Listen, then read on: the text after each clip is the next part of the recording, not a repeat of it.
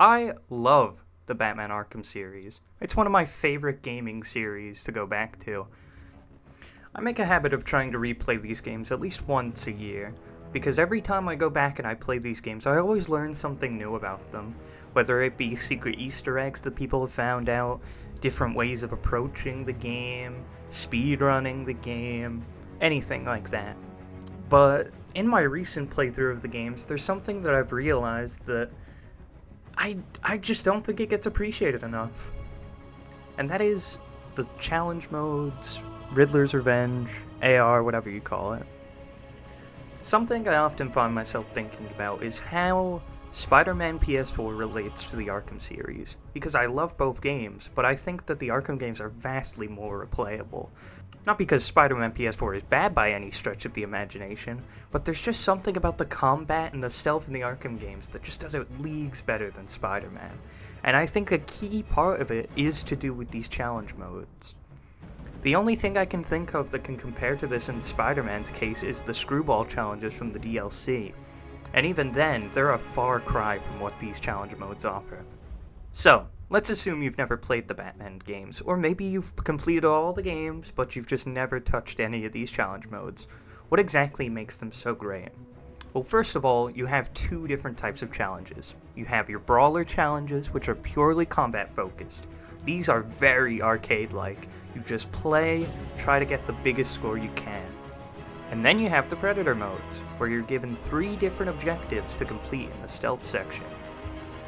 All of these, while simple in concept, have a great design. And something I love about these game modes is the fact that they ramp up in difficulty. The brawler ones, I think you could probably breeze through them with fairly little knowledge. You just fight, keep an eye on the types of attacks that you do. But with the Predator ones, I feel like they really tend to ramp up in difficulty, especially in the extreme versions of every level. It really makes you have to think on your toes, as well as a bit of coordinated planning. And then we have campaigns, which I think are great. It makes you play 3 different courses back to back, but with the added addition that each time you need to select something to make it more difficult for yourself.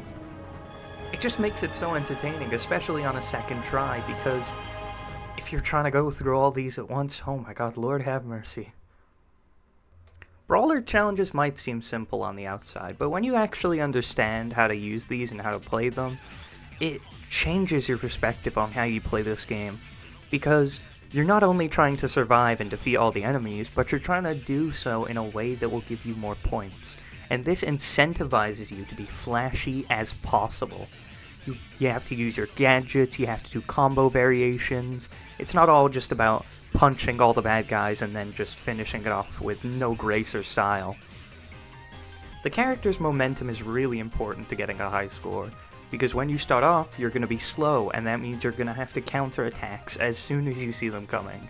But keep that combo up and you won't even need to counter after that. You can just punch them and get through it. It incentivizes that you keep your combo up, you keep things flashy, and you keep things consistent and try to not get hit. It's this fun sort of game that you're playing where the higher your combo, the flashier you play, the more you're rewarded, and I think that's what makes it so fun. It's not like in Spider-Man PS4 where if I want to use a gadget in a combo, I'm not incentivized to do so because when I open up my weapon wheel, it pauses the game. With the Arkham games, you just have a weapon shortcut, so left trigger and Y would be my grappling hook, essentially. And it leads to a bunch of combo variations on top of that, because not only can you do simple takedowns when you reach a certain threshold, you can also break weapons for extra points, you can dizzy enemies for extra points, and even when you go above that and you start getting red combos, you can use your weapons that you have, like your batarangs, your freeze ray. You can use these to essentially do special versions of your gadget. And this just builds massively on what you can do. Batman's moveset is so much more diverse than it might seem at first, because you're probably never going to use every attack in a combo unless you're trying to get that achievement. But even in the later games like Arkham Knight, there's just so much possibility with this thing. I feel like the brawler parts are so replayable just because of how much fun it is. They're definitely the most arcadey aspect of the game. It really feels like you could sit down, play a few rounds, and then just go. It's not like you have to sink yourself into the story or solve a Riddler puzzle. It's just plain, simple, arcadey fun, and I really enjoy that about this game. I get myself into a brawler, I get myself accustomed to the different movesets of the Batman that I'm playing, since each game has a different moveset for Batman in some small variations. And I just have a great time. Now, opposing the brawler's more fast gameplay is the Predator sections. And I feel like even though they don't have as much as an arcadey feel to them as the other one did, they still hold up really well, and they're amazingly fun to play. When you play Predator, you get 3 different objectives set to you. These can range from hitting a bad guy and then taking him out, or it can be something really complicated like hit 3 thugs with a line zip in a row. I'd say for the first few Predator challenges, they're pretty simple in nature, since it's still getting you accustomed to how they play.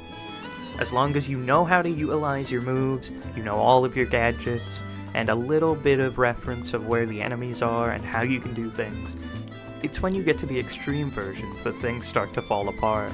Because I feel as, you know, with the brawler section, you can probably blitz through all of them in one sitting.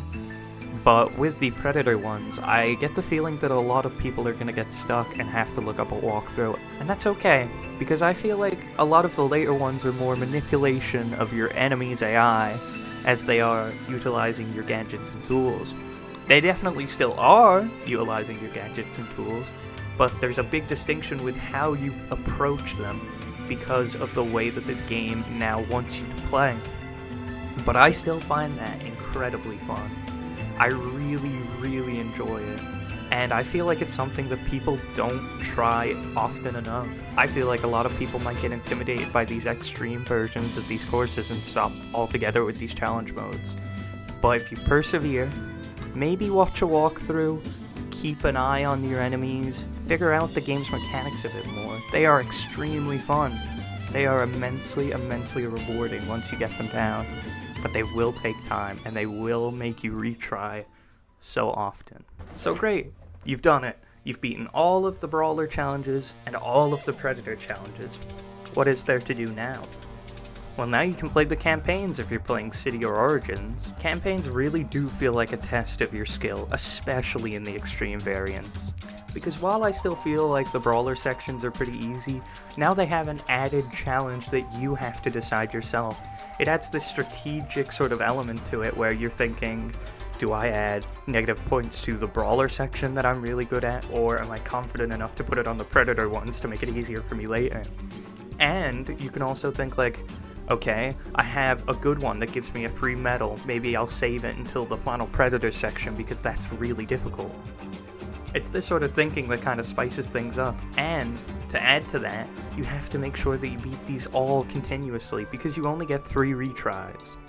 A lot of the time I find myself, especially in the extreme courses, finishing the first 2, feeling relieved, and then completely failing on the final one.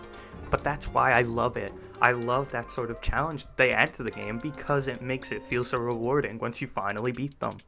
And one thing I really do love about this franchise is the amount of playable characters that you can take these challenges with. Though sometimes they're definitely not built with them in mind, a lot of the characters are really fun to play and they're very diverse from each other. Take for example Harley Quinn, who can only do loud takedowns, meaning you're gonna have to take Predator sections in a whole different route. Or even something as simple as playing as Nightwing and not being able to glide around. It's that sort of thing. It limits what you can do, but it also adds to it because of the amount of original stuff that they add to the game. It makes it so that you can replay old stages that you've already memorized front to back, but now because of this new perspective and this new character that you have to use, you have to go about it a completely different way. And it's great because every game has this. Though I'll admit the PC version of Asylum won't give you Joker, City has 4 playable characters, Origins has 3 characters, and Night has, well, you get the point. There is infinite amount of replayability with these games, and it's why I love them. I truly do. And I feel like these challenge modes go overlooked. If you're watching And if you enjoyed these games, or if you haven't even given them a chance yet, I implore you to do so.